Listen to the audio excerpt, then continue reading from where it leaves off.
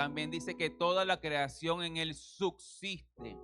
Nosotros existimos porque Cristo existe, hermano. Nosotros existimos porque Dios es eterno y en Él habitamos y nos movemos. Y hoy pues damos gloria al Señor por todo lo que Él es y por todo lo que ha hecho de generación en generación. El Señor nunca falla, el Señor es fiel y siempre lo será. Hoy se llevaron un poco de niños para allá, que hoy están celebrando el Día de Niños. Ellos tienen su clase especial. Si tú tienes niños acá, tienes un gran regalo que Dios te ha dado, sea tu hermanito, sea el cuñadito, sea sobrinito, nietito o cualquier cosa que termine en hito. Eso es una gran bendición. Hoy el mundo lo celebra y nosotros, más que celebrarla a los niños, celebramos a aquel que dijo que dejen que los niños vengan a él, porque de los tales es el reino de los cielos. Y mientras pensaba en esta predicación, yo le pedí al Señor qué vamos a hablar, porque lo más seguro es que no haya muchos niños acá, porque los niños tendrán su actividad. Pero empecé a considerar la responsabilidad que tenemos todos para con los niños. Todos acá tenemos una responsabilidad o con un niño directamente o indirectamente. Todos tenemos responsabilidad a esa nueva generación de chiquillos que se van levantando.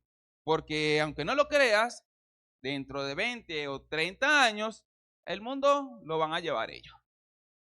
Y usted mira a esos chiquiticos y dirá, ay Dios mío, este es el que va, sí, eso van a ser los futuros ingenieros, los futuros doctores, los futuros empresarios, los futuros lo que sea. Y nosotros tenemos la responsabilidad, primero como sociedad, de enseñarles las buenas valores y costumbres que como sociedad practicamos, como sociedad venezolana. Pero también tenemos la responsabilidad, y mucho mayor como conocedores de la verdad, de llevarlos a los pies de Cristo. Esa es nuestra responsabilidad como iglesia para con ellos. Y me pasó el domingo pasado que después de acá le dije a mi esposa, vámonos para las Trinitarias que tengo $15 molestando. Vamos a comer especial, vamos a compartir, porque desde la reunión estuvo larga, ni tú ni yo queremos llegar haciendo comida, vamos a ver qué resolvemos allí. Y no eran 15, eran 12 de paso. Y dije, bueno, algo hacemos con eso. Y llegué, cambié los 12, estábamos allá. Íbamos a comer sushi, que no viene al caso, pero no nos alcanzó los reales. Y fuimos a Pollo Graduado, que usted sabe, esa es la versión más económica para que quiera salir afuera. El hecho es que terminando de comer, vamos saliendo y de repente yo miro a mi alrededor y hay un poco de chamo. Y yo me sentí extraño, no porque soy más viejo, ojo, sino porque tenía mucho tiempo sin ir a un centro comercial y ver tanto joven. Y yo me miro así, veo chamos de 17, 19, 20, 22 años. Y yo me quedo extraño porque aparte son bonitos. La mayoría de la generación son bonitos. Los feos nos tocaron acá. Pero, y yo miraba así y le decía a mi esposa, es extraño, ¿sabes? Tenía mucho tiempo sin ver tantos jóvenes. Y ella me mira y me dice, es que la mayoría migraron. Y teníamos tiempo sin verlo porque toda esa generación de 19 a 23 años, la anterior, se fueron del país. Y nos entristeció porque es verdad. La mayoría hace 10 años, de entre 18 a 23 años, se fueron. Y vas a ver contemporáneos, por lo menos de Catherine, de Emma, que están ahí en los 29, y casi no le quedaron amigos alrededor. Todos se fueron.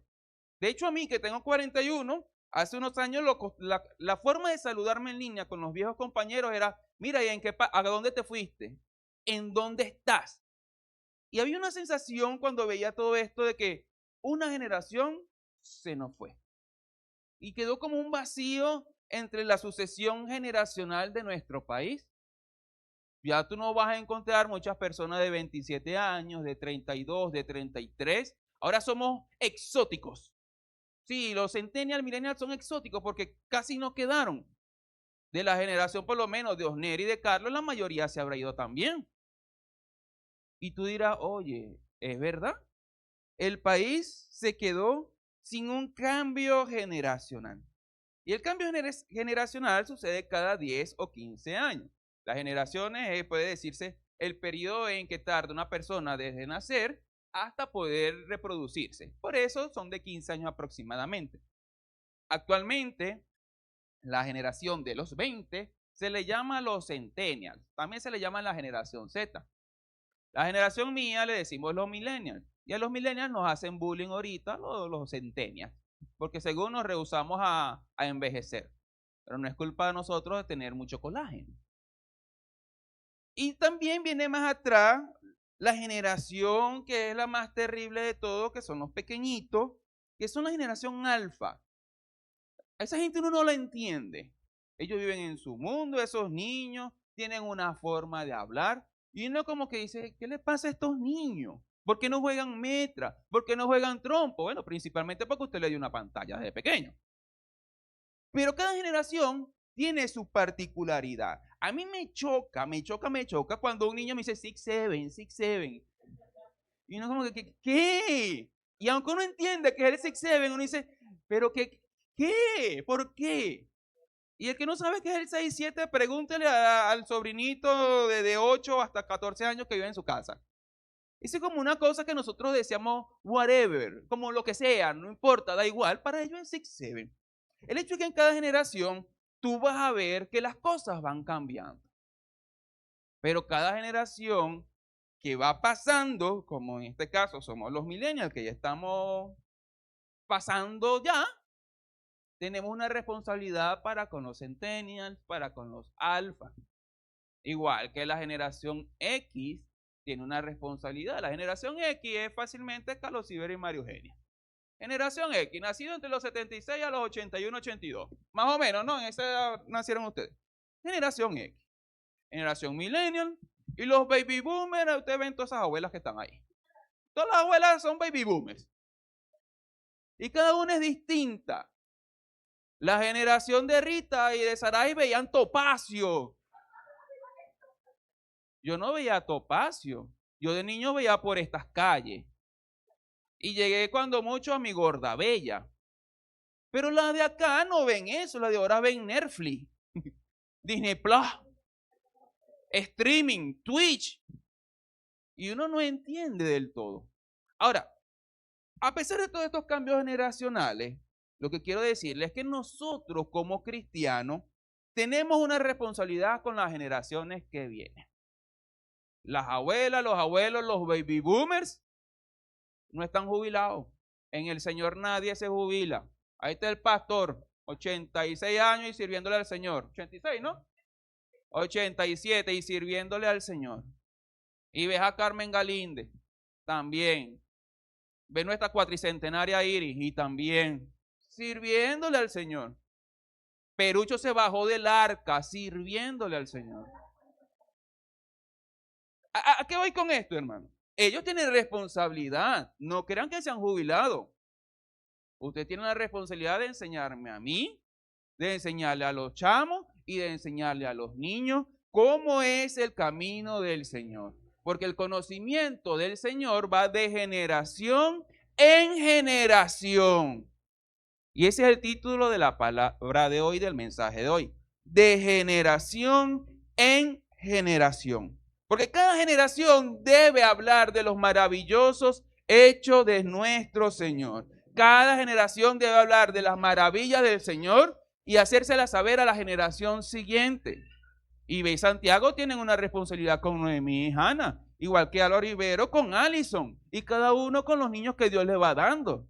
Hay una responsabilidad de cada uno de los padres, de los abuelos y de todos los que estamos acá, de guiar a los niños hacia el Señor.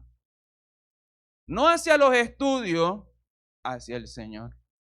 No hacia portarse bien únicamente, hacia el Señor. Hay padres que de repente dicen, no, mira, que fulano no vino porque tenía mucha tarea, por eso no vino a la iglesia. Entonces usted le está dando permiso para que él entienda que más importantes son las cosas de este mundo que darle el servicio y culto a nuestro Señor. Eso es lo que le damos a entender a los chamos, a nuestros hijos, cuando le decimos, está bien, quédese estudiando. va el próximo domingo a la iglesia. No, primeramente usted busca el reino del Señor y su justicia y todo lo demás vendrá por añadidura. ¿Y quién va a enseñar eso? ¿El pastor? Los padres, los abuelos, los tíos y todos los que estamos acá debemos enseñar con amor a la próxima generación que primeramente es nuestro Señor. Y vamos a estudiar hoy 3 generaciones. Escucha muy bien, vamos a estudiar hoy 3 generaciones que aparecen en la Biblia. Y cada una tuvo su particularidad. La primera generación es aquella que vivió como esclava en un país de África llamado Egipto, que después le ganarían tanto y tanto en el mundial, pero eso no es el caso. Esa nación tenía esclavo a la nación de Israel. Y el Señor lo libera a través de su siervo. ¿Cómo se llamaba el siervo? Moisés. Y el Señor hizo grandes milagros a través de Moisés. Las 10 plagas de Egipto, abrió el mar, le sacó agua de la peña, las aguas amargas las transformó en aguas dulces con un árbol, hizo descender maná del cielo, envió codornices, puso era una columna de fuego en el día, en la noche y una nube en el día para cubrirlos y protegerlos.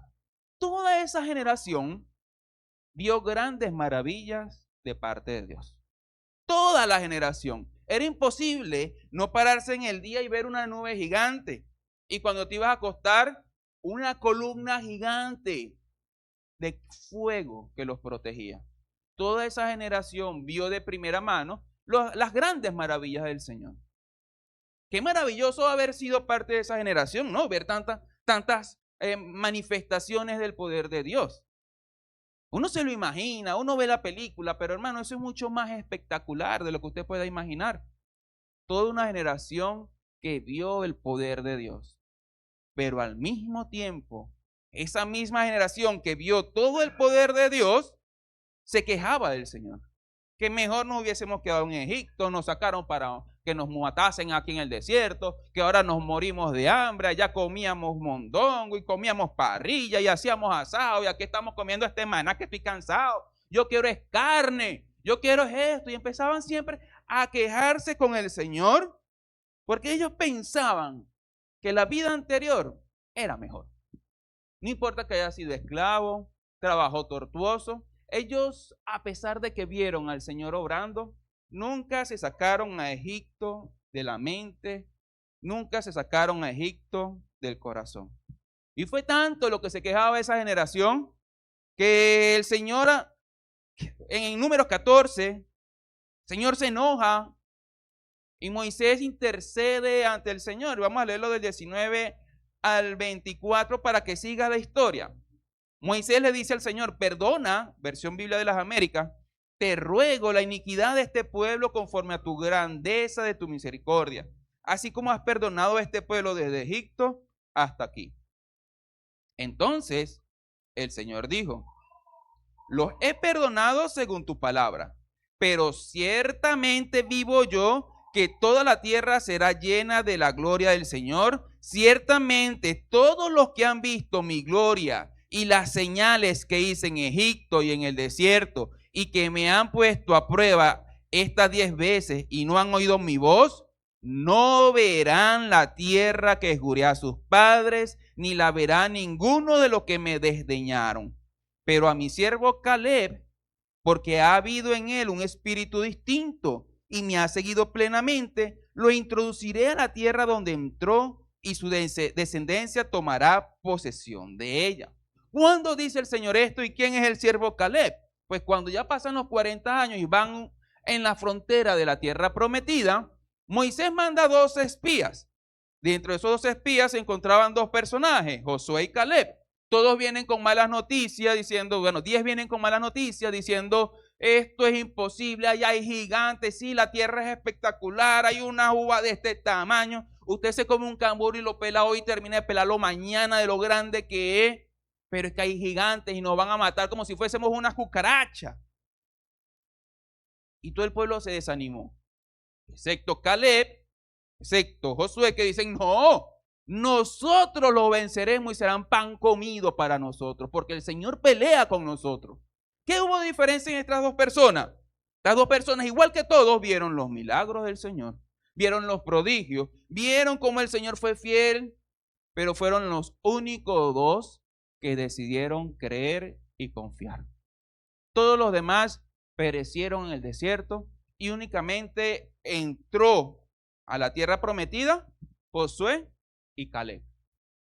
Y tú dirás, mira qué generación tan extraña y tan contradictoria. Dios le mostró tantas cosas, Dios hizo tantas cosas a favor de ellos, pero ellos rehusaban confiar en el Señor. Porque la confianza es un tema del corazón y no de la mente. Y eso es algo que de repente tú y yo podamos estar luchando. Yo lucho a veces. Yo sé que el Señor es fiel, yo sé que el Señor es bueno, yo sé que el Señor, pero mi corazón no termina de entenderlo. Y mi corazón no termina de creerlo. Y cuando cantábamos, yo sé que tú mueves montañas, eso es verdad. Yo sé que el Señor mueve montañas. Pero cuando digo creo en ti, no es con la mente, es con el corazón. Reposar en las promesas y en la fidelidad del Señor. Entonces, así termina esta primera generación. Quizás puede ser la generación que más vio maravillas de la mano del Señor a través del siervo Moisés, pero una generación que por su incredulidad no entró a la tierra prometida. ¡Qué extraño! Ahora, después de esto viene una segunda generación. Esta segunda generación viene comandada por Josué, quien es el sucesor de Moisés. Y Josué, cuando toma el cargo, empieza a tener miedo y el Señor le dice, no temas, mira que te mando, que te fuerces. Y no sabemos ese verso. ¿Verdad que sí? ¿Se lo sabe? ¿O lo tenemos que buscar? Te fuerces y seas valiente. Ese mismo que están tarareando ahí. No desmaye. Y Josué cree en el Señor. Él se esforzó y fue valiente y dijo, bueno, si el Señor va a ir conmigo, toda esta gente va a caer porque esta es la tierra que el Señor nos prometió a nosotros y a nuestros padres. Y si Él nos dice que tenemos que ir a conquistar, pues la vamos a conquistar. Y se fue Josué con Caleb y toda la nación de Israel. Y a través de muchas batallas, muchos milagros del Señor, ahí es donde los israelitas le dieron 7 vueltas, le dieron 7 vueltas, le dieron 7 vueltas a Jericó. Y tú dices, wow, qué maravilla. Pero a diferencia de la generación anterior, ellos creían en lo que hacía el Señor, en lo que el Señor iba a hacer por ellos y a través de ellos.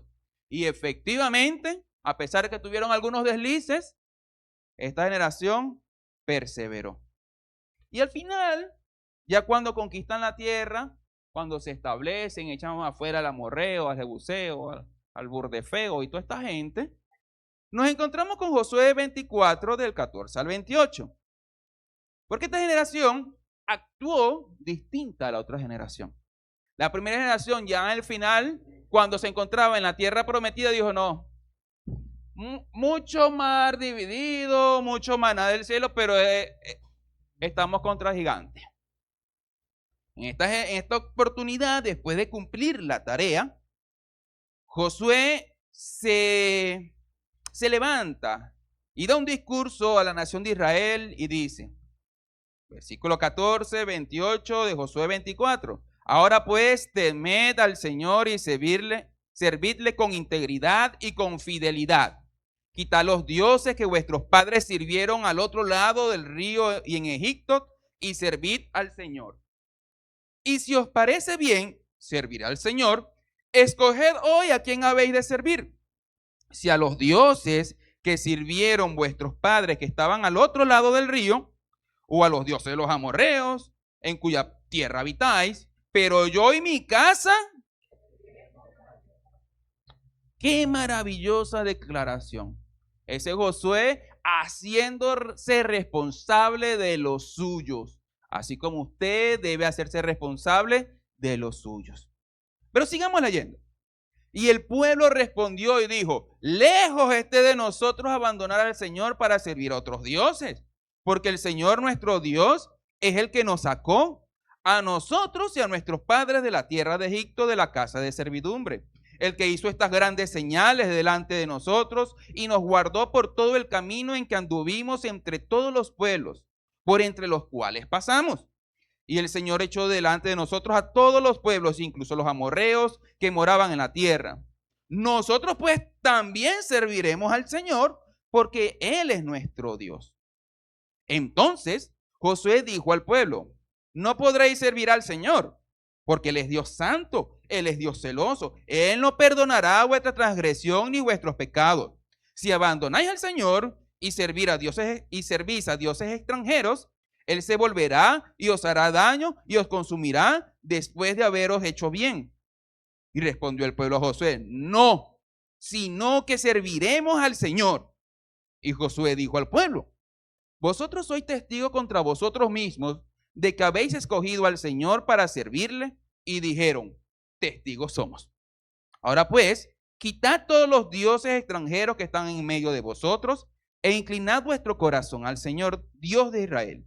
Y el pueblo respondió a Josué: al Señor nuestro Dios serviremos y su voz obedeceremos. Entonces Josué hizo un pacto con el pueblo aquel día y le impuso estatutos y ordenanzas en Siquem. Y escribió Josué estas palabras en el libro de la ley de Dios, y tomó una gran piedra y la colocó allí debajo de la encina que estaba junto al santuario del Señor. Y dijo Josué a todo el pueblo: he aquí que esta piedra servirá de testigo contra nosotros, porque ella ha oído todas las palabras que el Señor ha hablado con nosotros. Será pues testigo contra vosotros para que no neguéis a vuestro Dios. Entonces Josué despidió al pueblo, cada uno a su heredad. Y esto es maravilloso, este texto. Aquí ves un cambio en esta generación. La generación anterior, la primera generación, dijo: no vamos a poder. Sí vimos muchas maravillas, sí vimos muchas cosas, pero contra ese pueblo de gigantes, contra esas personas que están allá que son aguerridas, no. Yo sé que nos sacó de Egipto, pero eso fue porque le cayó un agua encima, nosotros no hicimos nada. Pero es que aquí yo tendría que ir a echar espada y patada de kung fu. Y yo creo que ahí, no es que dude de Dios, pero mira a Juan, mira a Pedro, mira a tal, empezaban a mirárselo unos a otros. Yo no creo que nos van a matar. Dejaron de confiar en el Señor. Esta nueva generación confió en el Señor y no obstante, después de la gran victoria que Dios le dio, dijeron: nosotros vamos a seguir sirviéndole a nuestro Señor. Y vemos un cambio de generación. Vemos distintas formas de relacionarse con Dios.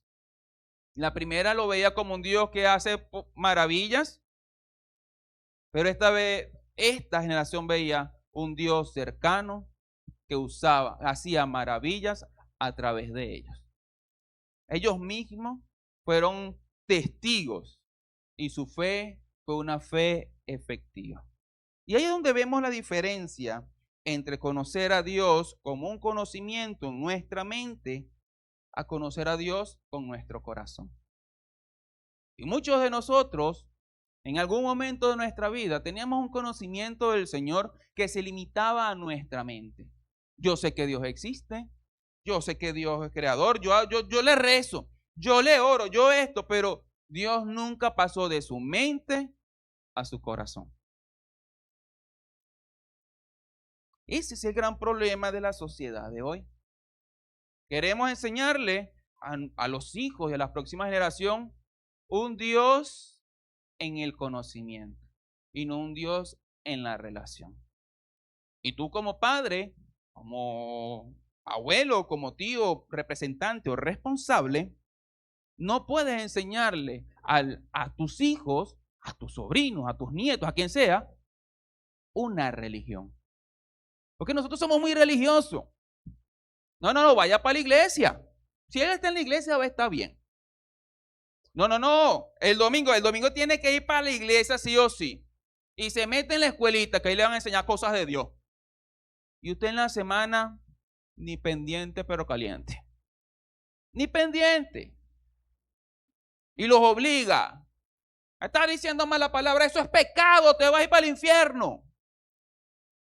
Y empiezan a enseñarle las reglas y las normas, pero no el espíritu detrás de las reglas y de las normas. Y hay una gran diferencia. Porque tú puedes enseñarle a una persona religión y va a tener conocimiento de la religión. Pero cuando tú le enseñas a tus hijos que las cosas se hacen o no se hacen para agradar a Dios, que Dios le ama y desea que todo lo que hagamos sea por amor, esa persona empieza a conocer a Dios.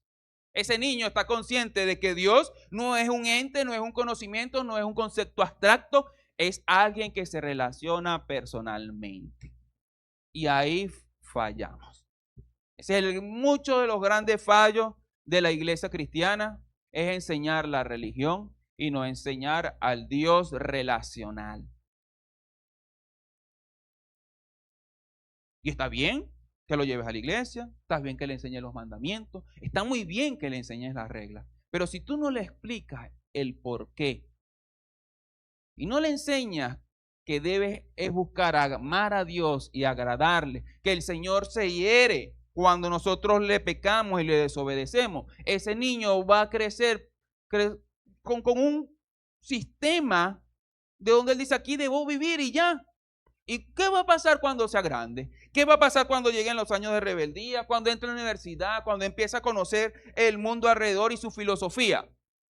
Va a decir, bueno, yo viví en un sistema de reglas, me sentía oprimido, yo nunca entendí esto. Y al final, ese era como el Dios de mis padres. Porque los padres nunca le enseñaron a tener una relación cercana con el Señor. Y la segunda generación lo entendió del mal ejemplo de los padres, porque del mal ejemplo también se aprende. La primera generación veía al Señor como alguien que externo, pero que obraba. Pero que no podemos confiar porque siempre tenían una duda. Siempre tenían una duda. La segunda generación le conoció, le creyó y siguió adelante. Y hasta el final hicieron un compromiso de servirle. ¿Por qué? Porque ellos conocieron a Dios. Y cuando tú ves a la Biblia, la mayoría de las veces que habla del conocer, se habla de intimidad. Cuando dice, y Adán conoció a su mujer Eva y concibieron, no fue que dijeron mucho gusto y pum, salió, no. Tuvieron intimidad. Y cuando la Biblia dice que conozcamos a Dios, es porque está hablando de intimidad. Intimidad. ¿Y qué es intimidad? Cuando dos personas sintientes y conscientes quitan las barreras que los separan y deciden entregarse en realidad. Ya el Señor se entregó en la cruz por ti, se entregó en la cruz por cada uno de nosotros. ¿Qué te impide a ti tener intimidad con el Señor? Que yo tengo problemas de intimidad, yo también. Me cuesta relacionarme íntimamente con alguien. Y cuando estábamos cantando, yo le decía, Señor, yo necesito tener más intimidad contigo. Yo no sé cómo hacerlo. Yo necesito que tú me ayudes. Yo necesito que tú me ayudes. Porque entiendo que necesito tener más intimidad contigo. Porque al fin y a cuenta, como cantábamos, le veremos directo a los ojos por la eternidad. Y Dios nos creó para tener intimidad con Él. Y cuando tenemos intimidad con nuestro Señor, tú vas a procurar hacer las cosas que a tu Señor le agradan. Y vas a evitar las cosas que a tu Señor le desagradan. ¿Qué pasa cuando no lo haces? No estás en intimidad con Dios. La vida del cristiano que se enfría es porque se aleja de intimidad del Señor. El cristiano que peca sin dolor es porque se ha alejado del Señor. Por eso cuando a mí me dice, tengo un problema con este pecado, ¿estás haciendo devocional? No. ¿Estás orando? Bueno, es que me cuesta. Ahí está. Porque te quedaste con la religión, pero no te quedaste con la relación. Y esa es la diferencia entre la generación 1 y generación 2. Pero te dije que iban a ser 3 generaciones, ¿no? Y mira, tú como generación 2, yo voy a presuponer que tú eres la generación 2. Y aquí todos los que estamos aquí, yo estoy presuponiendo que somos la generación 2. Una generación cercana al Señor, que decidió servirle, que le conoce y desea estar cerca de Él por la eternidad, hasta el último aliento de su vida. Ninguno dijo amén, pero yo lo presupongo. Y no, bueno, yo los voy a considerar de ahora en adelante la generación 1. ¿Cuál es el deber de la generación 2? actual? Transmitir la información. De hecho, hasta los antropólogos dicen, la especie humana sobrevive porque se transmite el conocimiento. Eso lo dicen los antropólogos que no tienen a Dios presente. Tú tienes que transmitir el conocimiento de tu Dios. El lunes, cuando estábamos en el funeral de la hermana María Amaro, recuerdo con mucha alegría y me impactó el testimonio del hermano Nelson Cariele. Y él dijo que él estaba perdido en sus cosas, pero veía a María Amaro en su casa obrando, alabando. Y en un momento de desesperación él dice, yo le voy a dar una oportunidad al Dios de María Amaro. Y se acercó a María Amaro, ella les puso el evangelio, él aceptó al Señor como su Salvador y el Dios de María Amaro pasó a ser su Dios. ¿Qué es eso? Conocimiento que va de generación en generación. Y eso es lo que tú y yo debemos hacer aquí en la iglesia y donde sea que vayamos, transmitir el conocimiento del Señor de generación en generación. Pero, vamos a seguir leyendo la historia. Jueces 2 del 6 al 10. Vamos a seguir leyendo a ver qué acontece. Después que Josué, Jueces 2 del 6 al 10. Después que Josué despidió al pueblo, los hijos de Israel fueron cada uno a su heredad para tomar posesión de la tierra. Y el pueblo sirvió al Señor todos los días de Josué y todos los días de los ancianos que sobrevivieron a Josué, los cuales habían sido testigos de la gran obra que el Señor había hecho en Israel. Josué, hijo de Nun, siervo del Señor, murió a la edad de 110 años y lo sepultaron en el territorio de su heredad, en Timnat Será, en la región montañosa de Efraín, al norte de Monte Gaz. Es un final feliz, ¿no? Oye, qué bonita la historia de esa generación. Josué sirvió al Señor, Josué impactó una generación, Josué los llevó a conocer más a Dios íntimamente. Y al final todos le sirvieron a Dios y esa generación murió sirviéndole al Señor. Porque Josué se tomó el espacio en su vida para invertir en la nueva generación. Así como tú y yo debemos abrir un espacio en nuestra vida para las nuevas generaciones. Morela, Saray, Neri, la abuela Carmen, Coro, María, todos tienen que abrir un espacio en su vida para ayudar a las nuevas generaciones. ¿Y cuáles son las nuevas generaciones? La que usualmente está aquí. Este light. Esa es la nueva generación. Porque de la generación mía quedé yo nada más. Todo lo demás, el Señor se lo llevó para otro lado. El único cuarentón que usted va a ver aquí en la iglesia que duró un rato, soy yo. Ah, mundo, qué historia tan triste, va, pero no. Ahí ve también, pero Ibe no es cuarentona, ojo, ahí pelo los ojos. A mí me dejan los 30. Pero esa es la generación de Luz, de Ana, la generación de Rubén. Los viejos se recordarán. Esa generación Dios la llevó por otro lado. Entonces aquí estoy yo, enlace generacional entre los baby boomers y la generación de los 20 que son los centennials. Y yo no puedo ser el único puente por donde pase toda esa información. ¿Qué nos está diciendo el Señor a nuestra iglesia?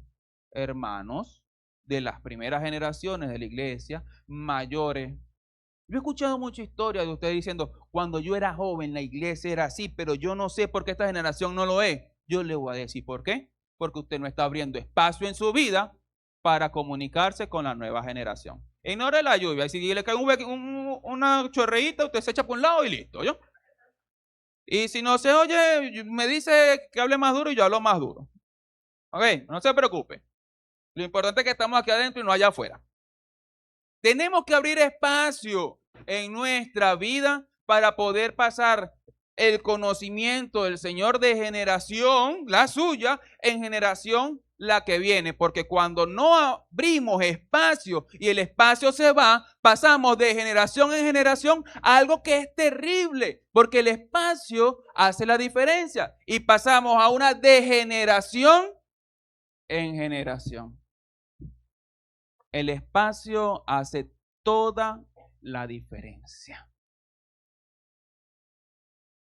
Porque si usted no hace espacio, ese pequeño espacio que estaba entre la D y la G, va a hacer que la próxima generación entre en un estado de degeneración. Porque donde no está el Señor, se degenera la moral, se degenera la ética, se degenera todas las buenas costumbres y el conocimiento del Señor. ¿Y de quién es la culpa? De aquel que no abrió espacio para enseñarle a la próxima generación las bondades de nuestro Dios.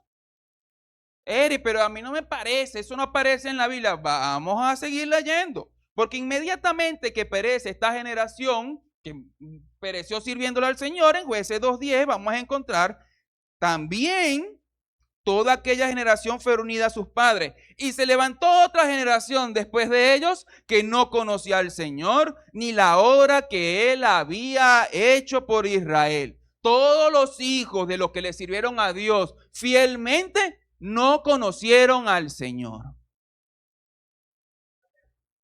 ¿En qué fallaron? No abrieron el espacio para enseñarles a la próxima generación quién es el Dios verdadero, cómo relacionarse con el Dios verdadero. Esa es la gran diferencia, hermano. Nosotros, como esta generación adulta que estamos actualmente, tenemos que abrir un espacio, hermano, para que los niños, para que nuestros jóvenes no pasen a una degeneración.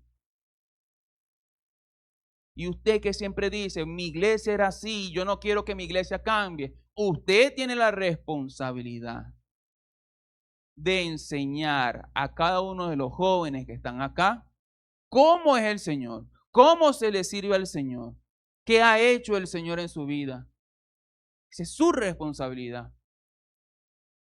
Y podemos especular que esta generación que le sirvió al Señor todos los días de su vida estuvo muy ocupada.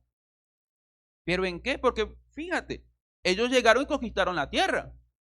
Entonces está bien, había casas, había viñas y todo, pero ellos tenían que entrar ahí a habitarla. Y cuando tú llegas a un nuevo lugar, ¿qué empiezas? A trabajar. Bueno, hay tierra, hay que labrar, hay que hacer esto, tenemos que crear las costumbres, vamos a ver si vamos a hacer unos policías, vamos a ver, empezaron a organizarse, a trabajar, a ocuparse, y le siguieron sirviendo al Señor toda su vida, pero no abrieron un espacio en su tiempo, no abrieron un espacio en su día a día para decirle, hijo, siéntese acá, porque yo le voy a decir todo lo que yo viví de la mano del Señor, lo bueno que es el Señor, y yo quiero que tú conozcas al Señor que yo conocí. ¿Y de quién era la responsabilidad? ¿De los que venían atrás? ¿De los niños? ¿De los jóvenes? No, de la generación que conoció al Señor y le sirvió cada uno de los días de su vida. Y hermano, es tu responsabilidad como adulto de esta iglesia enseñarle a la próxima generación las bondades del amor de Dios para cada uno de ellos. Presentarle a Cristo, enseñarle a Cristo, mostrarle el amor del Señor, que ellos puedan ver en ti al Señor Jesús, que puedan entender quién es Jesús y puedan ver en ti el desbordante amor que deberías tener hacia tu Dios. Y como iglesia no podemos decir, bueno, que los muchachos son los que tienen que echar para adelante. Los muchachos son los que tienen que hacer. No, yo a su edad hacía esto. Pero a su edad, la iglesia quizás estaba demasiado jóvenes. Estaba joven la iglesia. En vez de tener 50 años, tenía 5 años, 10 años en la iglesia. Y no había una generación encima de ustedes que les enseñase. Y por eso la primera generación, la segunda generación, aprendió, obviamente, guiado por el pastor, aprendió, digamos, de manera didáctica, haciendo. Y yo escucho historias fascinantes de cómo ellos venían aquí a hacer los matutinos a las 5 de la mañana y oraban y se reunían y cantaban y estudiaban y algo maravilloso. Y yo no me sé la historia detrás de todo eso, pero he escuchado eso. Pero seguido he escuchado, esta generación no es así. ¿Por qué no es así? Por usted, por mí, que no le hemos enseñado cómo era el camino del Señor que nosotros transitamos. Y esperamos que ellos por ósmosis, por magia, entiendan todo. Que de repente se paren a las 4 de la mañana, muchachos, vamos a seguir en el WhatsApp, vamos a irnos a la iglesia ahora a las 5 de la mañana. ¿Por qué? Porque no sé, de repente. ¿Puede pasar? Puede pasar. Pero ¿sabe cómo pasará? Cuando usted dé testimonio de cómo Dios trataba, usaba y se movía en medio de su generación. Y yo espero que entendamos nuestra responsabilidad como adultos. No dejemos a los jóvenes a que descubran por su cuenta cómo servir al Señor. Guíelos. Ese es su deber. Porque vamos a correr el riesgo, y no podemos correr el riesgo, de que esta generación crezca sin conocer al Señor. No, gracias a Dios, estos muchachos son muy buenos, gracias a Dios. Gracias a Dios. Porque por el trabajo de muchos de nosotros no es. Gracias al Señor. Ay, pero yo he hecho, sí, y gloria a Dios porque usted haya hecho. Pero yo sé que este mensaje no es para lo que hicieron, sino para lo que no están haciendo. Las ancianas, dice Pablo, enseñan a las jovencitas a ser buenas esposas. Entonces aquí debería haber la academia de las abuelas para las jovencitas. Y vienen esas abuelas, vea cómo hace usted la arepa. No, es así. ¿Y cómo le contesta usted a su novio? No, usted debe ser castigo. ¿Y cómo se? Este es mi vestuario, mi outfit. No, modestamente. Y no es en mi época se hace así, porque en cierto sentido es una opinión personal. Y las opiniones personales para la vida cristiana son opiniones personales. ¿En qué debe estar basado todo nuestro consejo, hermano?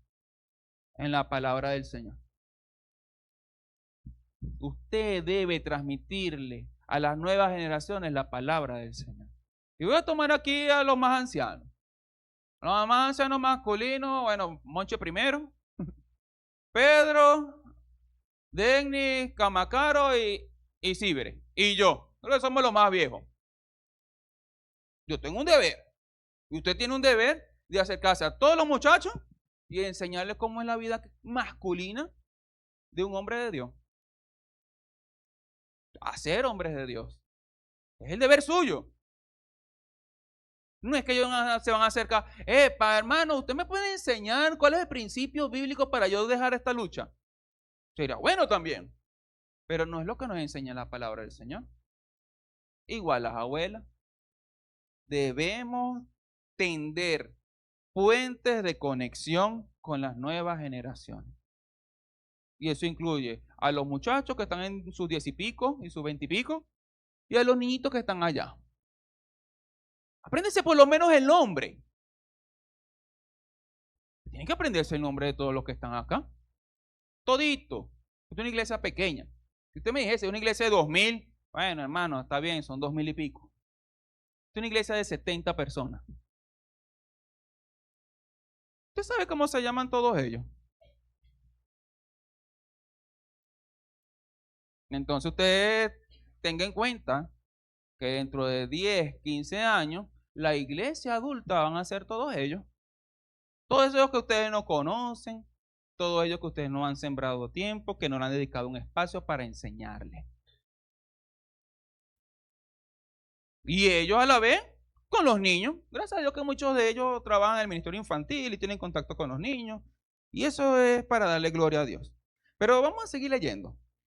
Del verso 11 al 15. Mira lo que pasó con esa generación que no conoció al Señor. Entonces los hijos de Israel hicieron lo malo ante los ojos del Señor y sirvieron a los Baales y abandonaron al Señor, el Dios de sus padres, que los había sacado de la tierra de Egipto, y siguieron a otros dioses de entre los dioses de los pueblos que estaban a su derredor. Se postraron ante ellos y provocaron a ira al Señor. Y dejaron al Señor y sirvieron a Baal y a Astarot. ¿Y qué pasó? Se encendió la ira del Señor contra Israel y los entregó en manos de salteadores que los saquearon y los vendió en manos de sus enemigos de alrededor, y ya no pudieron hacer frente a sus enemigos. Por donde quiera que iba, la mano del Señor estaba contra ellos para mal, tal como el Señor había dicho y como el Señor les había jurado, y se angustiaron en gran manera. Ay, pero el Señor sí se puso malo de repente. No. ¿Se acuerdan que lo leímos? Que ellos hicieron un pacto que le iban a servir al Señor y que si no le pasaba no importa, porque siempre le vamos a servir. Y ellos siempre le sirvieron. Pues no les importó la generación que venía atrás. Y nosotros no podemos ser tan indolentes, iglesia, en no importarnos la generación que viene atrás. Porque ahí es donde vemos todos estos resultados de la degeneración. Y eso estamos hablando a nivel ámbito iglesia, pero ya ámbito nacional. ¿De dónde cree que viene esa degeneración moral en nuestro país? De padres que no han estado presentes para sus hijos, que lo dejaron con los abuelos para irse a buscar más dinero afuera. Yo no juzgo a nadie, pero lo hicieron. De padres que duran todo el día trabajando para proveer a la iglesia porque la circunstancia está difícil. Yo lo entiendo, pero eso no nos exime del deber. El deber sigue siendo cuidar y preparar a la próxima generación. Y cuando usted oye, tome mucho cuidado, cuando usted oye el lenguaje y la forma de hablar de personas de 35, 40 años, y después escucha la forma de hablar de muchachos entre 15 a 25 años, usted ve la degeneración moral en el lenguaje. Esos muchachos no saben hablar sin decir 3 groserías por cada oración. ¿Y de quién es culpa eso? De la generación anterior, que no les enseñó, no les disciplinó, porque no hicieron tiempo para enseñar, educar y cuidar a la generación que tristemente hoy se encuentra en una situación de degeneración moral, de degeneración social. Y todo porque no hubo un espacio para ellos. Es un llamado para nosotros como venezolanos y como cristianos de esta iglesia. Porque hoy celebramos el Día de los Niños y tenemos que invertir tiempo en los niños. Usted y yo. No es posible que en esta iglesia no hay hermanos que trabajen con los niños. Pues no irá a ver, porque yo estoy muy ocupado. Ese es el día que yo voy y compro en la cooperativa. Y ese es el día que yo descanso. Y después pasan las generaciones y dicen, no, en la iglesia no hay niños, porque usted no trabajó por los niños. Así de sencillo. Yo he escuchado una y otra vez ministerio infantil pidiendo, rogando a la iglesia, y la iglesia diciendo, no me importa la nueva generación, yo me quedo sirviéndole al Señor, porque yo hice un pacto de mi casa y yo le serviremos al Señor y yo lo estoy cumpliendo. Pero la palabra nos dice cuál es la consecuencia de no invertir en la próxima generación. Por último, cuando vamos, yo no lo tengo en las notas, pero Neri, busca ahí Jueces 3. Porque hermano, la fidelidad del Señor es para siempre. Y no durará para siempre su enojo. Fíjate, vamos a leer desde el 7 hasta el 11. Hicieron pues los hijos de Israel, esto lo voy a leer en 60 porque esta no es de las Américas.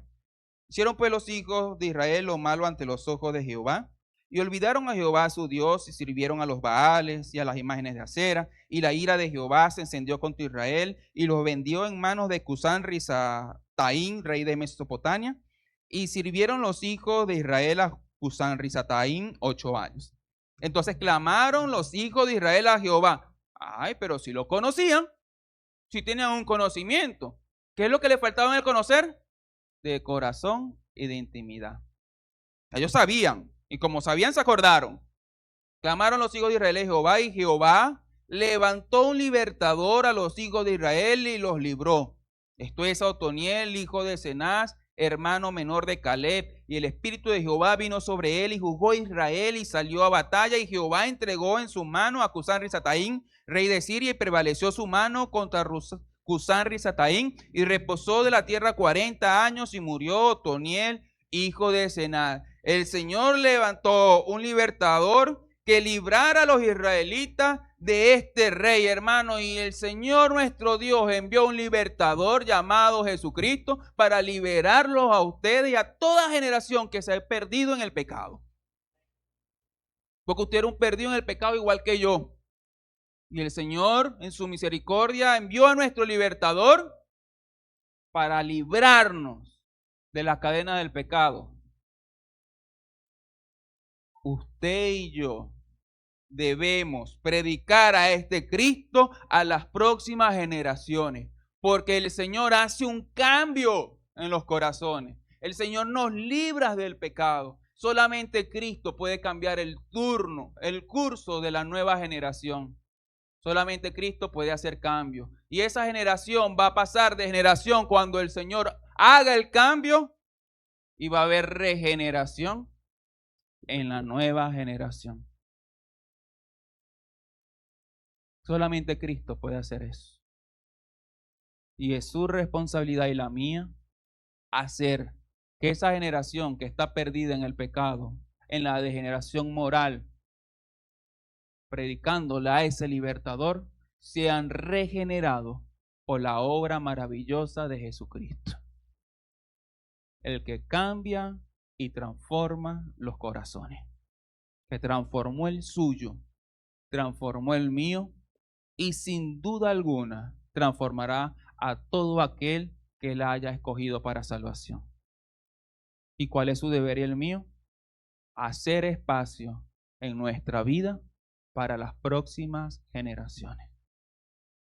Padre, en el nombre de Jesús, damos gracias por tu palabra, por tu amor, por tus misericordias, porque tú nos encontraste cuando estábamos perdidos. Tú nos encontraste